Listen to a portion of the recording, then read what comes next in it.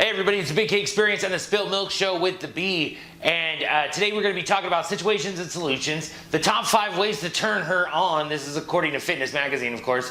What is a new norm for children? And Ukraine, they hate Pennywise, and I'll tell you all about it.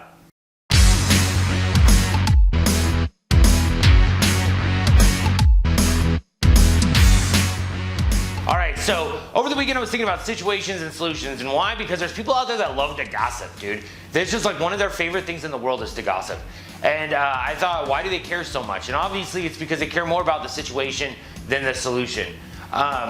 There's, for instance, a girl just got pregnant from some guy that's kind of a deadbeat. And everybody's talking about it. But what I don't understand is everybody's talking about it, but nobody's coming up with a solution. So this is my example, right? So obviously, she slept with a guy, she got pregnant, what would be the solution? Someone said maybe she should start, using condoms or prophylactics, which is great and everything. And I think prophylactics is the right word, but which is great and everything. But all that is that adds to the solution of she can sleep with whoever she wants as long as she uses protection. There will be no repercussions. However, that's not the case. The condom could break. She could forget to take a pill. Whatever the case may be. So, what is the actual solution? Oh, and God bless the girls that do say they can sleep with whoever they want as long as they have a condom. Thank you for making my life better. But as far as the solution goes, the solution really is to find a guy that's worthwhile. Make your selection process maybe a little bit deeper and a little bit more meaningful. That way, if you do get stuck with him, it will be worth it because at least he's a good guy and you thought he was a good guy, rather than someone you just thought was cute and charming. Maybe other girls have talked about his situation. You know what I mean? And it's the same for guys. If you're going to be with a girl, make sure that you're interested in her a little bit. You know what I mean? So if she gets preggers, it's not that big of a deal. You can live with that situation because the solution is you guys take care of your kid responsibly and you move on with your lives. And that's very, very, very important. So as situations build up, gossip builds up. And that's just what the founding, the principle of this whole spiel is because I'm so tired of people gossiping and not having any solution for it whatsoever. All they do is talk about how terrible other people are. Usually, it's to deflect from themselves, and everybody knows that. But it's not always that. It's just to have something to say. And I get it that you want something to say and be popular in a group, but still, if there's no solution to it, you learn nothing from it. So you got to understand what kind of person you are. Are you a bigger fan of the situation, or are you a bigger fan of the solution? And that's the kind of person I want to be, is a bigger fan of the solution, of what I can learn from every situation that I see. Because in some meetings and anonymous groups I've heard the principles of you only pay attention to what's in front of your hand, which means you don't watch the things going on around you. However, if you don't watch the things going on around you, how are you supposed to learn about the world and the way you should live in it? So you can't be like that. You cannot close yourself off from everyone else. Now, can you affect their daily lives? Maybe with some wonderful inspirational speech that you might give them. But as far as you are concerned, for instance, all right, you got a situation of your boss yelling at you because you screwed something up. All right, you might have done it perfect 100 times, but you screwed it up this time. So what are you going to do? You can either get upset and say, what does he know? What does she know? She's bleep and bleep, and I don't have to listen to her because I do it perfect in the most of the time. The solution to that obviously leads to, I'm perfect, I don't need any advice, and I could always do better. Or I'm as good as I can get. However, really what happened is that you did screw up. You need to figure out how to not screw up anymore and grow from it and build yourself up from it. That should be your solution. And all you could do is try to be the best, because when you are the best at something, you are the best. And there's no better you can get, which that's not the kind of life I want to live. I don't want to ever be in a position where I can't get any better. That's why they say surround yourself with people that are smarter than you so that you become smarter. It's just the God honest truth. Anyways, so I had a whole realization on that, a big old epiphany while I was sitting outside watching the dogs try to kill each other or wrestle really hard or whatever. But it was pretty cool to think about situation solutions. What are you a bigger fan of? Did you know Valley View Medical Center's mission is making communities healthier? We do that by offering a spectrum of services locally. Whether you need emergency care, elective surgery, intensive rehab care, aquatic therapy, or general lab or imaging tests, Valley View has you covered. And our staff will treat you with the compassionate care and respect you deserve. To learn more, go to valleyviewmedicalcenter.net.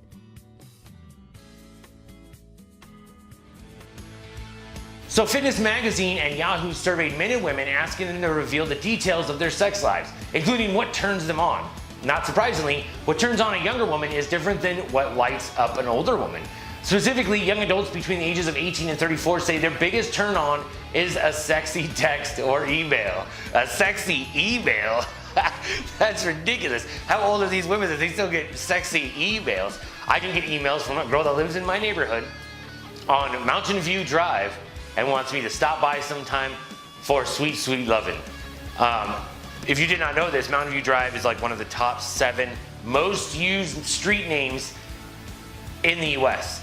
So all they have to do is put Mountain View Drive, and more than likely there will be a Mountain View Drive somewhere in your neighborhood, which there is one in my neighborhood, right down the street. I happened to notice it, which made me laugh because that chick's like, oh yeah, I live on Mountain View Drive. Oh, where do you live? And I looked up Mountain View Drive to see what the odds are that she would get that street address right, because she wrote me out of the blue. I've never met this lady in my life. And how would she know I lived in Kingman from my email? Because my email doesn't even say I live in this area. So anyways, it's the whole thing. So make sure you watch out for that. That's spam all day. But a sexy email just sounds funny to me. Women ages 35 to 64 are smarter. They say it's dinner and wine that does the job. All right, so top 5 ways to turn her on. We'll start at the bottom. Number 5, just telling her I love you, or you're so hot. Yeah, right, I tell chicks they're hot all the time. I get nothing out of that deal. I'm assuming this is built on or based on a relationship rather than just, you walking up to a random girl going, hey, I love you, girl. Let me get some of that. Number 4, invigorating exercise. What? So you wait for him outside the gym or what? Because I don't know when I'm supposed to exercise with him. Number 3, a sexy text, email, or telephone call. Email again, that's weird. Sexy telephone call, text, I get. Email, not my jam, I don't know how you pull that off. A sexy movie. Well, that makes sense. Well, how sexy though? Like, what's the level of sexy? Like a romantic movie or a sex movie? Because I mean, I guess it's different women, different things. And of course, number 1, dinner and wine. So, wine and dine them, my friends. Just show them that they're special. You took them out, you spent a little extra money on them, you got some wine for them, get them liquored up so they forget all their inhibitions and how ugly you are, and get in like Flynn, son. The number of unmarried couples with children has jumped 12-fold since 1970. That means, according to Pro-Marriage Institute for American Values, 42% of kids have lived with an unwed mom and dad by age 12. Far more than 24% whose folks have divorced. Research discovered that people with only a high school diploma were much more likely to shack up than those who graduated from college. Actually, they say those who graduated from college have less children as well.